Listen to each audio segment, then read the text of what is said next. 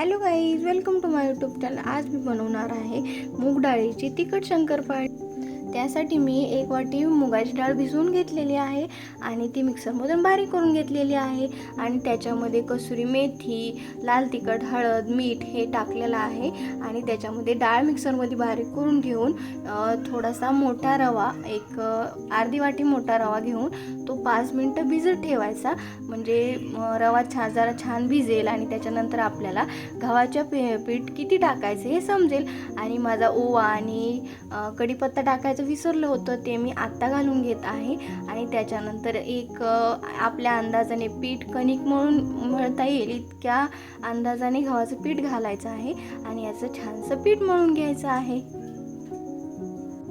या शंकरपाळीला तुम्ही तिखट शंकरपाळी म्हणू शकता, मठरी म्हणू शकता किंवा मोकळ्या वेळेत खाऊ शकतो असा खाऊ म्हणू शकता। आणि ही रेसिपी चवीला खूपच छान लागते म्हणून मी तुमच्यासोबत शेअर केलेली आहे।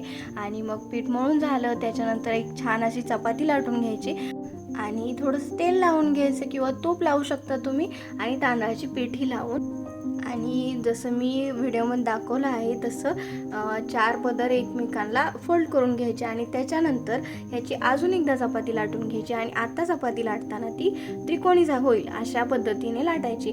आणि मग त्याच्यानंतर अजून थोडंसं तेल लावायचं, तांदळाची पिठी भुरभुरायची आणि नंतर अजून एकदा तसंच फोल्ड करून घ्यायचं आणि आता एकदाच फोल्ड करायचं आहे आणि याच्यावर थोडंसं लाटून घ्यायचं आणि त्यांना असे छोटे छोटे जसं फ्रेंच फ्राईज बनवायला जसे आपण बटाटे कापतो तशा आकारामध्ये हे आपण कापून घ्यायचं आहे आणि त्याच्यानंतर सर्व बनवून घ्यायचं आणि तळून घ्यायचं। हे तळताना कमी गॅसवरच तळायचं, हे तळायला जास्तीचा वेळ लागतो आणि चवीला खूपच छान लागतात। तुम्ही नक्की बनवून बघा, मला तर आवडल्या, तुम्हाला तरी आवडतील। कसा वाटला व्हिडिओ मला कमेंटमध्ये सांगा। Bye, like, share, subscribe, bye.